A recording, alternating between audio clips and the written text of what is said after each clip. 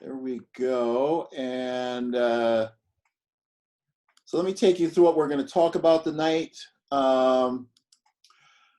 We've already had some opening remarks. I'm going to give you an update on the Paycheck Protection Program, some SBA updates and economic injury loans, talk about that a little bit, talk about some things particular to California, and then really get into talking about how do you survive and how do you thrive in this environment? Because, you know, some businesses are doing all right. They've made some pivots, they've changed some things up about what they're doing. So, you know, this is a time when you're home, it's really a time to put on your thinking cap and to think about what is it I need to do? What's new in this landscape that's going to enable me to be one that survives and goes forward? Talk about some key questions you can ask yourself, some cash management, cash flow tips, some digitizing your business, and then innovation and pivoting. So let's get started. I thought about this as I was presenting. I said, I'm not going to go through all the details about the Paycheck Protection Program because there's a lot of what's included, how do you fill out your paperwork, but there's tons of resources out there to help you with that. So let's just give a quick recap on round one. There was 1.6 million loans approved for $342 billion. 74% of those by number were less than 150,000. 17% by dollars were less than 115,000. And one of the things that came out of that, firms with strong banking relationships were prioritized. Smaller businesses, independent contractors, churches, nonprofits were not served well in this first round.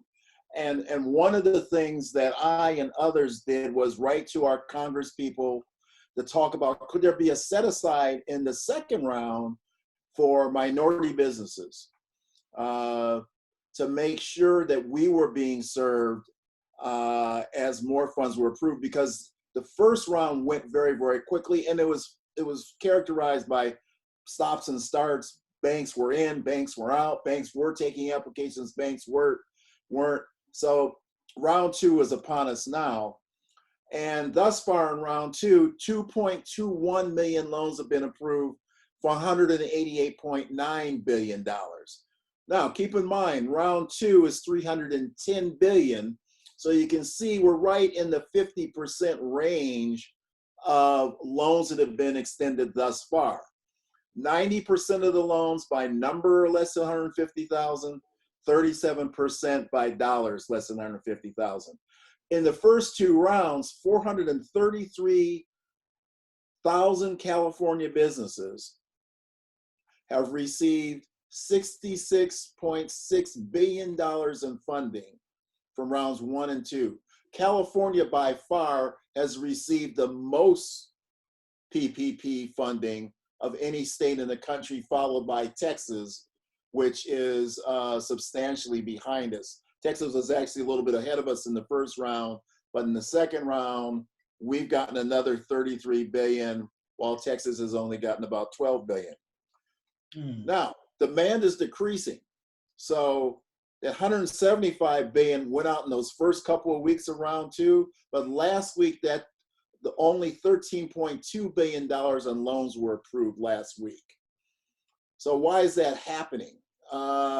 One, the total demand for the program was estimated to be about $720 billion. 92% of that's covered through the first two rounds, for the round one and two of PPP. So we're reaching this sort of that capacity where there may not be that much more to give out, but some banks are still there. Are they in, are they out? There's those type of things going on right now. The good news is, though, there's still substantial loans available. So if you haven't applied for a PPP loan, I would encourage you to take a look at it and to submit an application. One of the other things that's been identified from this first couple of rounds is $72 billion in fraudulent loans have already been identified. Businesses that didn't exist. People that said, hey, here's some free money, let me take advantage of it. So that's a problem. 96% of the loans in round two have been made by lenders with less than $10 billion in assets, and 82% with asset size less than $1 billion. So again, there was that focus on, can we get these funds to smaller lenders that traditionally have worked closer with minority borrowers, smaller borrowers. So that's been a success. Some things you guys can do are track all of your expenses and how you spend your loan, and work with an accountant on this, because that's going to be extremely important. There's going to be audits. There's going to be going back and checking, especially when I said the $72 billion in fraudulent. So you're going to have to justify, if you're going to get the forgiveness on the principal portion of your loan, how you spent that money. Another thing just to keep in mind is, if you receive PPP funding, you can't double dip. So small businesses that use those PPP dollars towards their payroll and other covered expenses, you can't then go back and deduct those amounts from your taxes as you file next year. Now, that's going to be taken up with Congress to take a look at that, because it seems like an unfair penalty to small business that you get this, but you can't do the other part of it. So that remains to be seen if that will be changed, but that's the way it is right now. So again, working with an accountant, make sure you understand what's going on there. To maximize your likelihood, I would just say, if you applied in round one, but you weren't funded, find out about the status of your application. Make sure your application is complete and ready for submission. Whether it's a commercial loan, whether it's a personal loan, etc. One thing you'll find out is, if your application isn't complete, even though you've submitted it, it's not going anywhere until it is. And so you may be frustrated, but they're not going to really start the clock until you've completed all the information that you need. And if you're not satisfied, apply with a different lender. I just talked to someone, they were a nonprofit, but they haven't gotten satisfaction with their own bank, and they went to an Asian bank and got funded within a week. So, look at who you're dealing with. Really consider a black bank, consider a credit union or a CDFI if they have SBA access, and apply today. Demand from round one, as we went into round two, demand was about triple the supply of dollars. That's changed, obviously, as we've gone into round two. There's still substantial funds available. Lenders have pipelines. Make sure yours is the priority. Be the squeaky wheel. Squeaky wheel gets the grease. You know what? Drip on those lenders every day if you need to. Call them up. Make sure that your application is one that's receiving attention. And again, make sure your application is complete and follow all the checklists. Just some SBA updates, and there's economic injury loans. You can get information about that at sba.gov/coronavirus. State, you can go to www.businesscalifornia.gov, corona. You can also check with your local SBDC and your city and county resources. There's a lot of resources out there to assist you. SBA, SBDC, state government, there's many things to take a look at, so don't fall asleep on that. There are other loans out there other than PPP. The SBA economic injury loans, there's the website that you can get it at, disaster loan, sba.gov. It'll give you a lot of rules of thumbs and some broad advice. You can apply there. And as it says, if you've been economically injured due to coronavirus, you probably qualify to get some funding from them. You just have to tell your story as you go and apply. And one thing you can do, I'm just not sure how to fill out this application. I'm not sure about some things. Again, I used to manage a small business development center for San Mateo County, but there's one in every county here in the Bay Area. Reach out to them. They'll help walk you through the application, help you get some questions answered, and they provide service free of charge. So you're not going to get charged. California information. The state's going to give small businesses an extra year to pay up to $50,000 in sales and use taxes. If you don't qualify for a federal loan, California is setting aside $50 million in additional funding. Businesses that have up to 750 employees can apply there. There is a loan reversal program called CalCap for small businesses who have defaulted on loan payments. So that may be something you want to check out if you've encountered difficulty in an existing loan that you have. And more information, again, is available at business.ca.gov, coronavirus 2019. The California Economic Development Division is giving a 60-day extension to file state and payroll taxes or deposit payroll taxes. Individual and California businesses affected by COVID-19 have until July 15th to file and pay their 2019 taxes. And the IRS filing due date and payment has been extended July 15th. So there is some room there, but time marches on. So Joe, boy, I got past April 15th. I can just take a deep breath and whatever. July 15th is going to be here before we know it. So, if you've got some work to do around your taxes, please get on that right away. Now, that's a lot of information. Again, I had like 10 other slides that I could have gone through all the particulars on PPP. If someone wants that information, I can get it for you. Well, let's talk about surviving and thriving. First thing, I'm going to recommend to you is don't panic. Take care of yourself and keep calm. You're going to need to be healthy physically and mentally. So watch out for your own health. That's the first thing. Then for your company, if you've got a company, create a new company culture.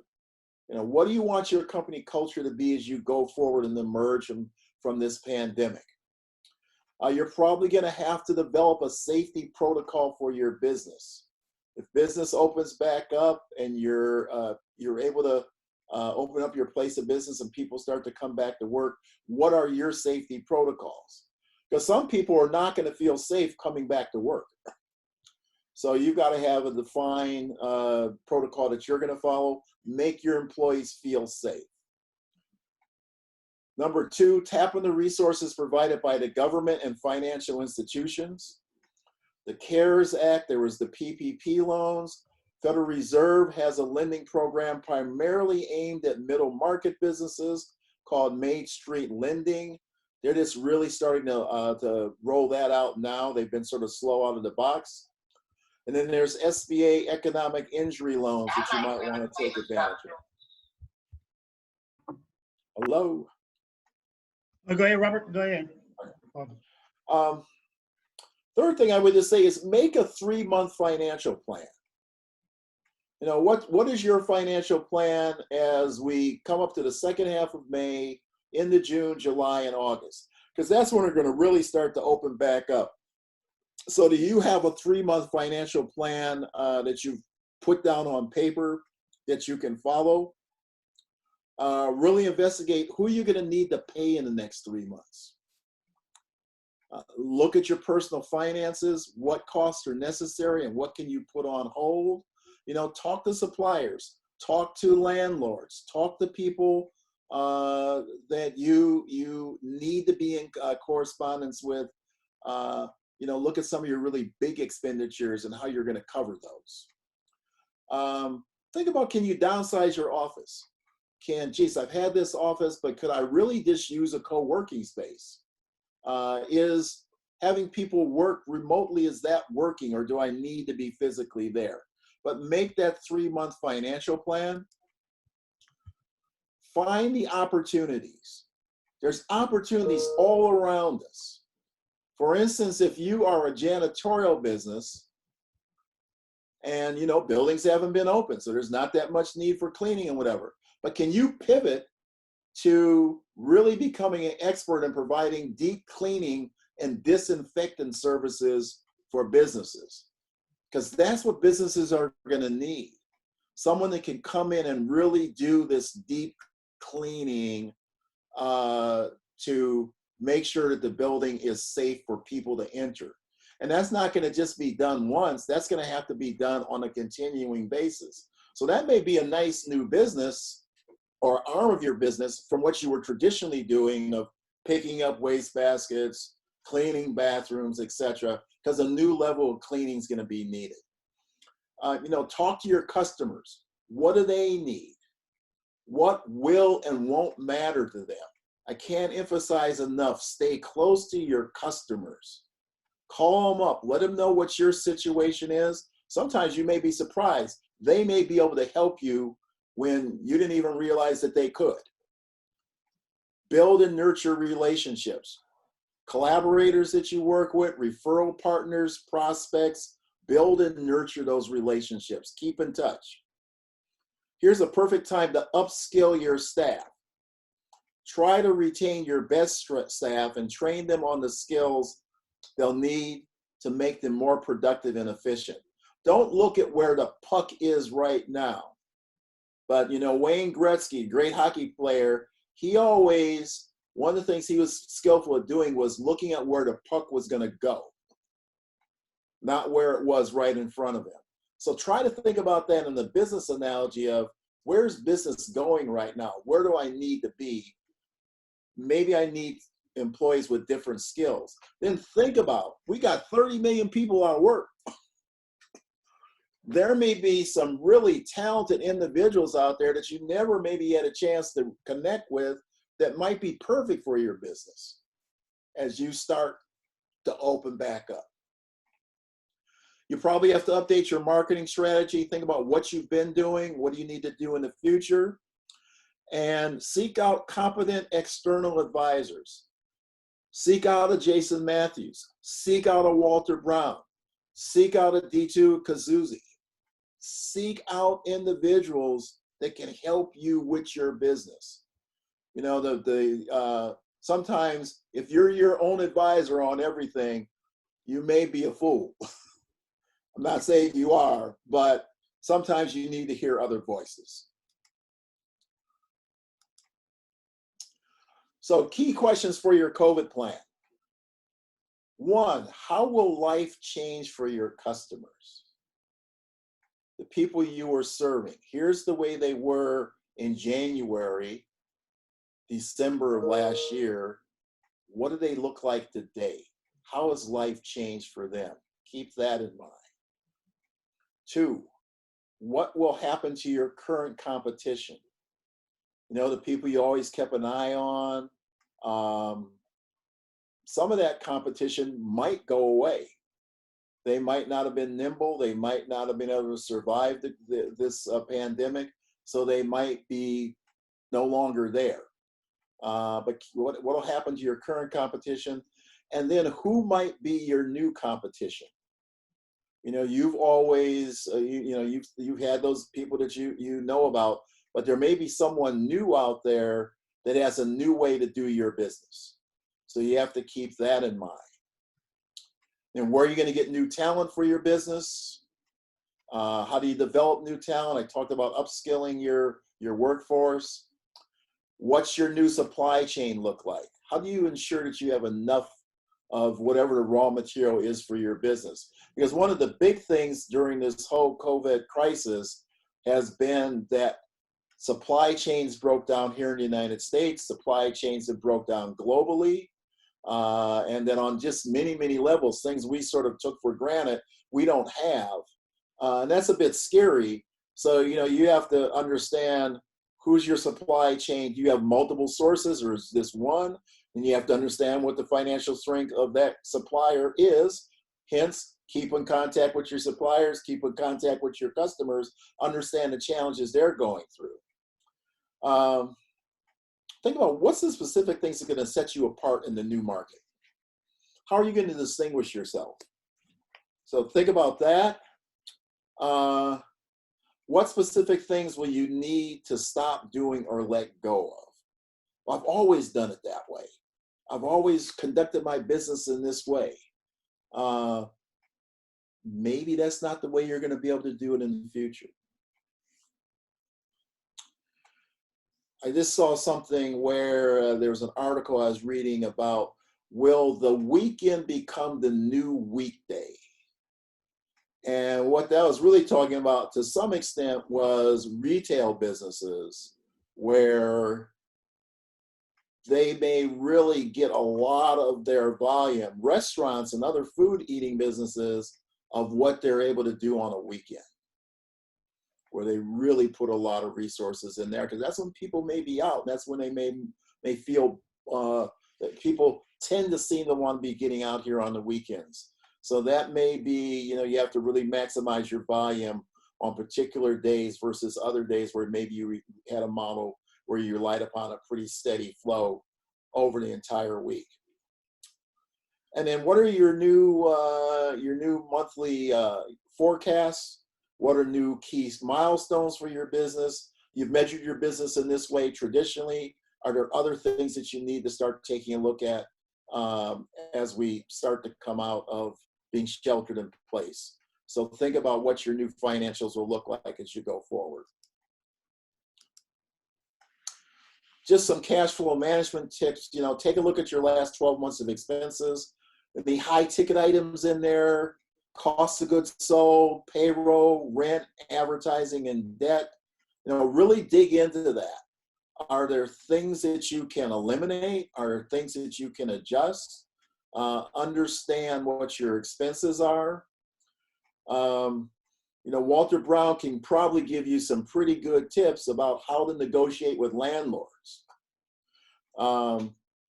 Because really right now, landlords, they've got bills to pay and whatever, but they know you. They know that you've been a good payer and whatever. And maybe there's some negotiations of, I can't pay the full thing right now. I can pay 75%. I can do this. I can do that until this passes. So again, your landlord can't do anything with you or other creditors if they don't know what your situation is. So I'm going to be, quiet about it. I'm not going to say too much. Well, no one can help you if you don't talk to them. Supplier term tips, accounts payable. You can push out your accounts payable maybe a little bit, but remember, on the other end is probably a small business. So yeah, it may help you, but it also may hurt them. So, really understand when you're doing that, what that means, because you're actually acting someone else to be a banker for you. And that's not what their business is. Their business is to sell products and services. Dig into your accounts receivable aging. Again, things are tough all around, but there may be some things in there. Just call them to see how you're doing, see what's going on. Here's what's, I see that you've got a 75-day AR with me right now. Maybe they can't pay it, but maybe they can pay some of it. So that might be an opportunity to get some cash flow in. Your inventory, keep an eye on that. Pushing it out faster, selling it online, selling it in another means that you've traditionally sold it on, because inventory costs, carrying costs really add up very, very quickly. So if there's something you can do to move that inventory, you probably want to try to do it to improve your cash flow. Take a look at your credit card utilization. Again, negotiate. Again, talk to your credit card providers. Let them know what your situation is. Right now, we have moved into very, very low rates from the Fed. There's been a Fed rate decrease. It may be the right time to refinance a home or a car, probably more so a home than a car. But again, there's some probably rules of thumbs. Talk to an expert about that. Does it make sense to refinance my home right now? Keep in mind that as you maybe talk about that, you may be one of the ones that's blessed and you have continuing sources of income coming in so that you can show on the income side that you have the ability to pay, and you may be able to get a refinance that makes sense. But take a look at that. Understand how you're utilizing your lines of credit. All these three things that I just talked about there, they will affect your chances of approval on a new loan. And so you need to understand, again, what your credit profile is. Right now, you can go to Credit Karma. You can always get at least annually one free credit report to understand what's on your credit report right now, so that if there's something there that's detrimental, you have a chance to clean it up if you're going to be applying for new debt. Digitizing your business. If you haven't digitized your business, it's probably something you really need to investigate and begin to do. How do you get online sales? You want to be sure that you choose the right selling platform. There's several out there. You want to be sure you choose the right social media platform for your business. And again, there's several out there, but you want to think about how you're doing that. Right now, if you haven't digitized your business, you're missing out on major opportunities for your business. If you're completely sort of locked into this brick and mortar, you're at a disadvantage. Online platform options are Amazon. It's $39.99 a month plus per item selling fee, and that's for professional accounts. There's eBay. There's a listing fee of 35 cents per listing plus a value fee between 0 and 12 cents. Etsy, 20 cents per listing plus a 5% transaction fee. Facebook and Instagram stores, they're through the Facebook catalog or Shopify. Transaction fees may vary. And then there's LinkedIn ProFinder. It's limited on a free basis. It's unlimited if you have a premium membership. Premium memberships cost $49.99 a month. So until you really understand what you're doing, perhaps on utilizing LinkedIn as an online platform, you probably want to do the limited option so you get some experience. Next thing I just wanted to touch upon for all of you is to think about innovation and pivoting in your business. And as you think about that, you want to pivot because your original business model is doomed. It's just not working. I got to do something different.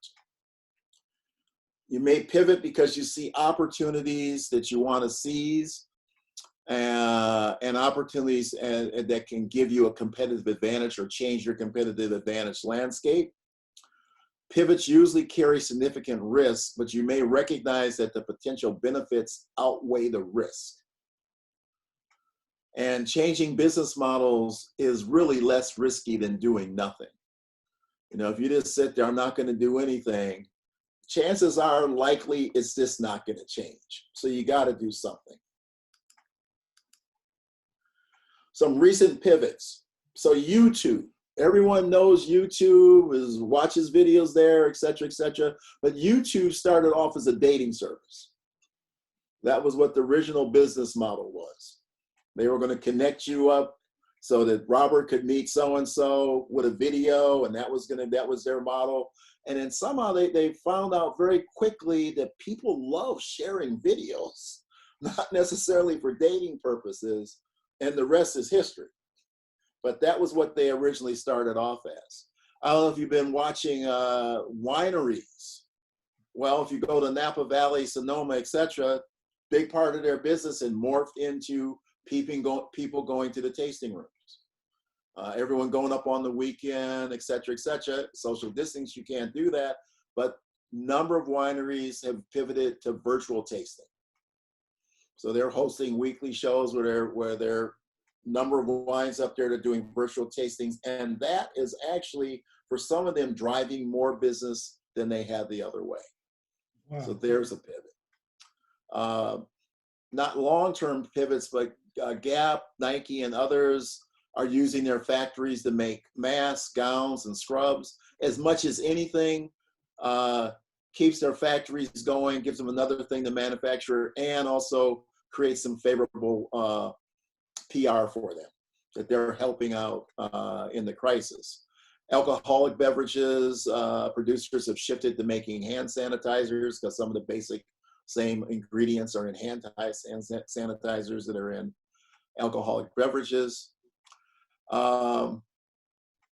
I don't know if any of you ever go to Miss in Oakland, downtown Oakland.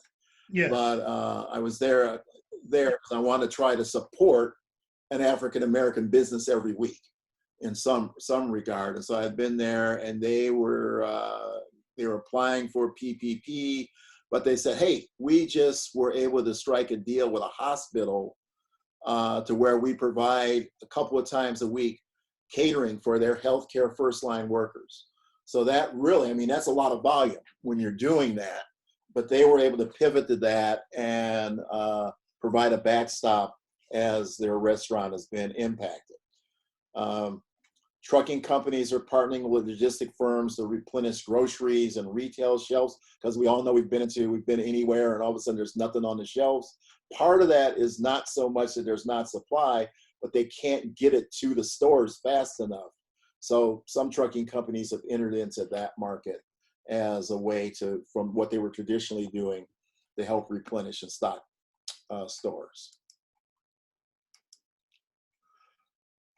So where do you look for pivots? Well, one, you want to look at your value proposition. You know, what value do you deliver with your product or service?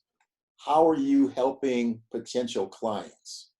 You know, really look at that. Does your value proposition that you had in place before, does it make sense now? How do I need to tweak that? How do I validate if that's the direction I should go in? You want to look at your value network. How do you deliver and monetize your product or service? Target customers. Who receives and benefits from what you provide? So I'll give you an example. Many of you know I am chair of the Lorraine Hansberry Theater. And we were getting ready to open up our spring production right the weekend that San Francisco shut down. So that big impact for us. But we got to thinking about what can we do? And I don't know, something was running through my mind, and I was talking with my wife. And I said, well, maybe what we'll do is, you know, theater used to be delivered on the radio, you know, the old radio programs. And there's a lot of rules around streaming. And plus in streaming, you have to get the actors together, social distancing, all those things. But maybe there's a way to do radio. So that's something we're really, really investigating. We talked to some governing bodies about it and whatever. And I think that's what one of the pivots we're going to make in the short term as we wait to be able to open back up and to present theater in the traditional sense.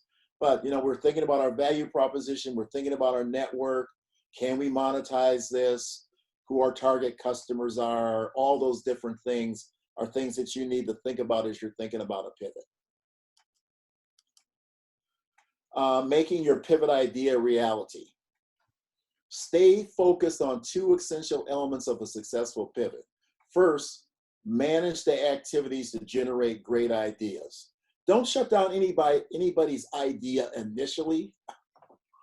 You know, do that brainstorming where you're getting in a lot of ideas, but you got to manage it. You can't just let it be a free-for-all. So, you know, if someone's just totally way off, again, you don't want to shut them down because you're trying to get ideas, but you also have to be realistic and say that one's just not going to work, and move on to the things that you maybe have some success with. Ask smart questions, challenge conventional thinking. Jason or someone else may say, well, this is what I think, but someone else may say, well, why don't we do this? Have you thought about doing that? Might not be conventional, but maybe that's what's going to be the new reality. So challenge your conventional thinking. Be bold in selecting and implementing your best pivot option. Be bold. I should have bolded that. You know, not for the faint of heart. If you're going to go in a direction, then go in that direction and make it happen. Act decisively. Too often we don't maximize our success because we were too timid. Once you decide, if you've done all the research, all the different things you had to do about the pivot, then once you've made that decision, go forward and act decisively on it. And that is my presentation. I don't know, we got a little bit of time. I can certainly answer questions, but I wanted to give you this sort of an overview of just some things I'm thinking about for small business right now. Great time to think about your business, great time to be doing planning right now. So Jason, questions or anything else you want me to touch upon? Yeah, right now, with so many businesses thinking, what's the one biggest mistake you think most small businesses make during a downturn that you've seen over the years?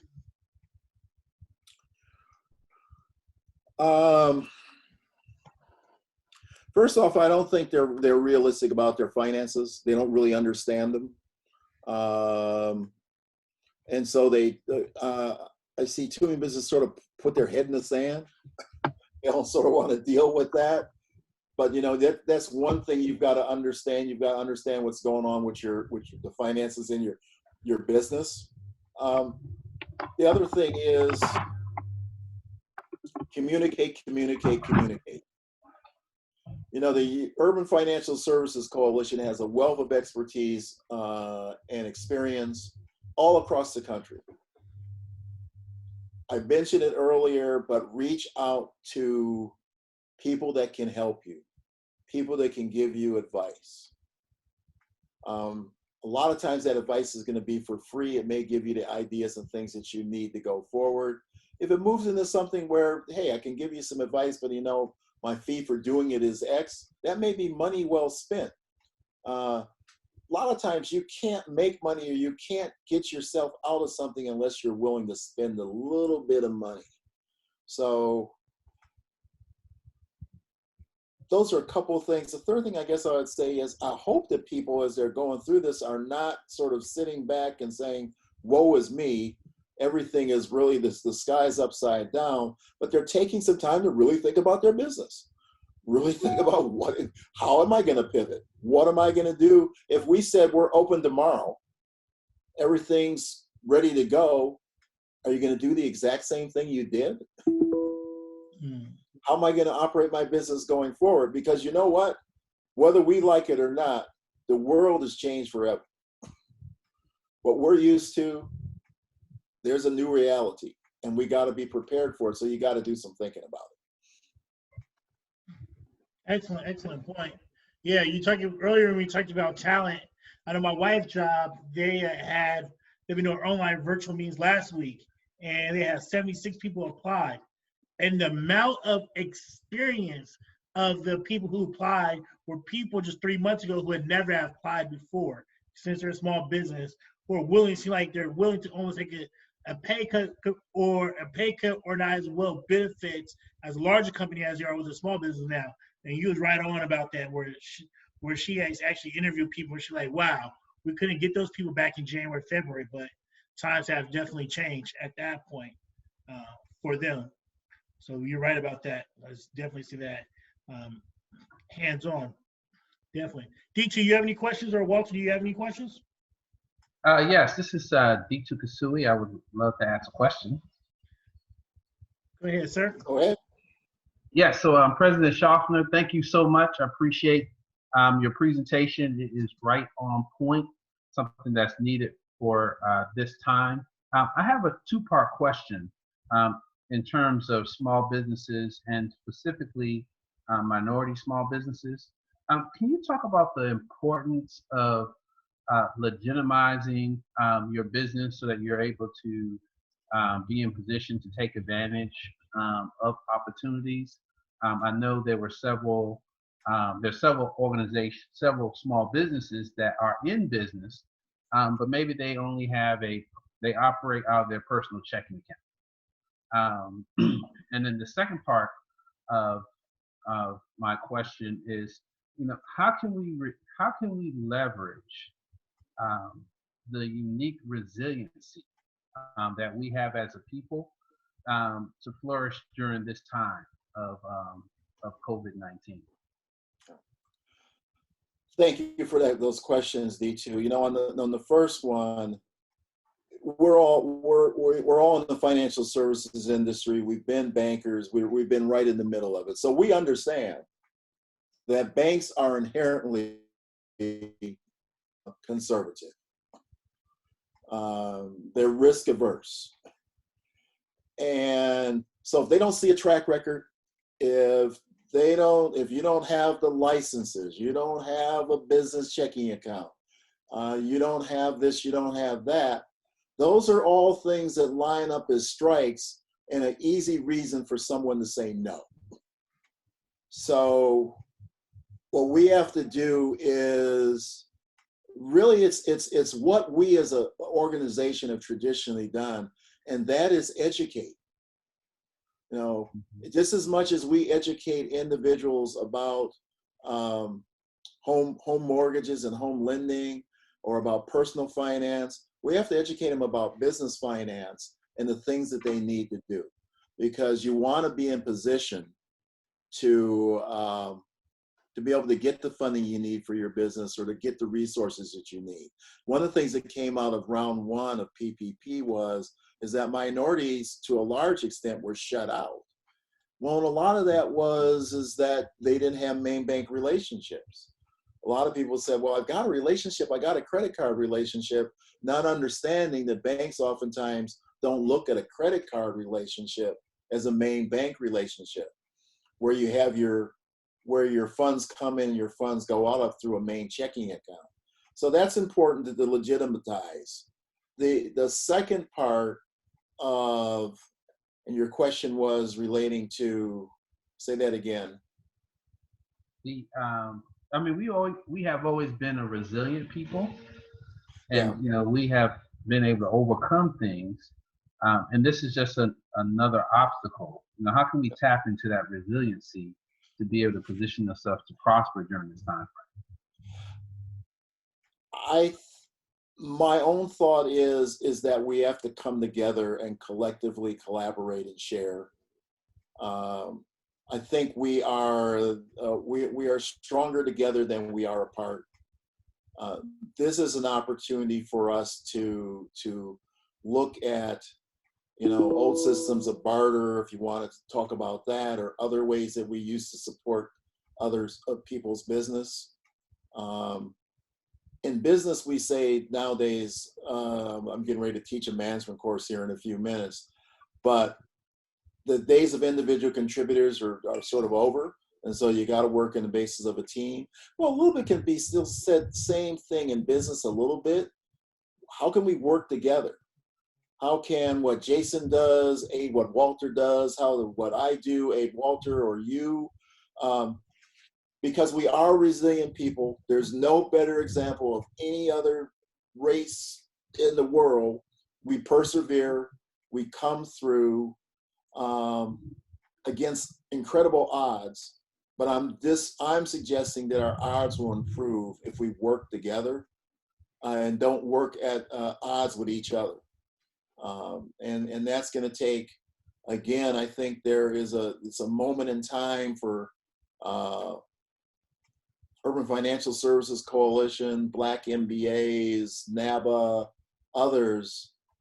How can we work together to support our small businesses and support our communities and provide them the resources that they need and the information? And oftentimes today, it is, as much as anything, information is as valuable as actual money sometimes. So how do we provide that information to people? Thank you. Excellent. Walter, do you have any questions? Well, Mr. Brown. What's that? No, I just said Mr. Brown. I think he's just being quiet. well, if Walter doesn't have a question, you know, I hate to hog. I hate to hog the line, but when you have President Shoffner on the line, you know, you might as well, you know, ask as many questions as you can. As well as a president speaking to me. yes, absolutely. Here's my question about, as you continue to work and prepare, you know, the next generation of leaders. where do you see the opportunities for people to get prepared? Like in my work, I think that we're a little behind behind the curve. People are not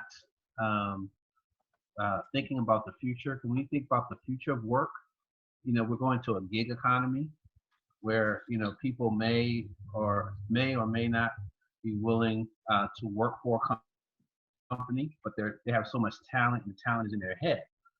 So they may not want to attach to a company, or some of the traditional areas. There's some emerging markets, where I think you already talked about in your presentation to start look at things differently. But as a minority financial professional, or someone thinking about starting their own business from this space, like you've been in the industry for a while, and now you want to kind of, transition. Either, you're transitioning because you want to, or you may have been encouraged to transition. What would be some areas for people to give some serious consideration to?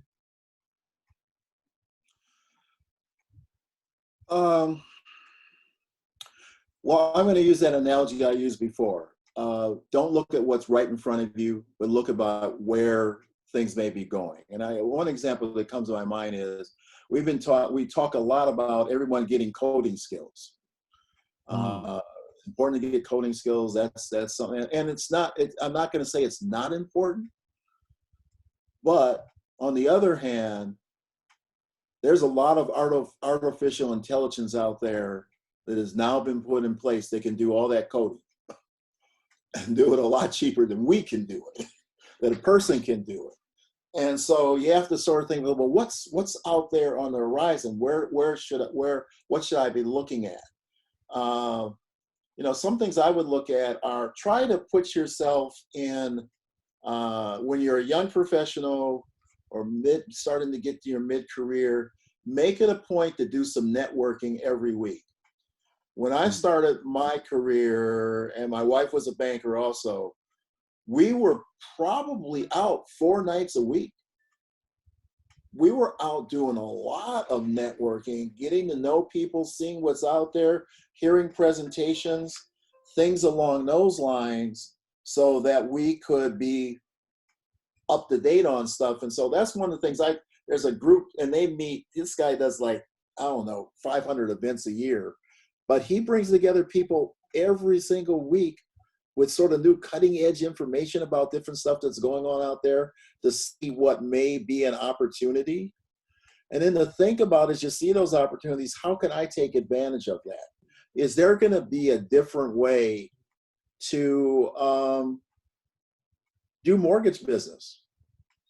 Is the days of having you go to the house, you do the open houses, you do all these things. Some of that's changed, certainly, but maybe now more so virtual way to do real estate showings and close business and do other things is going to really take off. Can you come up with a really outstanding platform to take advantage of that? Can you find a niche market, someone that really needs that? And not necessarily the market that's right in front of you today. The greatest transfer of wealth we all know is seniors right now, but is that going to be, that's going to be there for a while, but is there something else we can take a look at of Gen X, Gen Y, millennials that are going to start to come into wealth and need to figure out how to management, and is there, the traditional ways that we've done it are not going to be what they want to see. They're going to want to see how you do something online, etc., which is why you see all these fintech firms rise up. But you've got to come up with your own unique model. I think there are things that we can do, D2, this to sort of conclude there. I was reading something yesterday. My wife just shared with me something from Essence Magazine. If you don't have it, this month's issue, which is May, June, it just had a wealth of information in there about Black people and how much we spend on stuff, what our buying power is, where we spend our money, etc. And as you read through that, there may be some things that spark your imagination and say, here's an opportunity. So, long-winded answer. I didn't give you an exact specific because it's hard to say exactly, but I encourage everyone to just have an open mind and be thinking about what are those opportunities and possibilities out there. And the other thing is, it's happened for every one of us on the phone. We've thought of an idea, said, oh, I think that would really be a good idea. And then we sort of don't do anything with it. Write that idea down. And then in a day or so, go back and visit it and see if that is worthwhile really pursuing. Because you know what? A few months later, you see, oh, well, that was my idea. I see someone's doing that. Absolutely. No, I think you hit it on the head. For me, President Shoffner, especially you had mentioned earlier about looking where the puck is going to be, and then thinking about how technology, is going to disrupt some of the things that we're pushing people toward. So looking for the next thing, and then I really like the networking thing. I think we've kind of gotten out of networking because we feel like we can get access to so much information on the web, but nothing beats connecting and building relationships. So thank you. That was an excellent reminder about those things. Yeah. Robert, one last question. What are some regional issues that we might keep in mind, like East Coast and the Midwest, West Coast, that can make a difference in business operations success?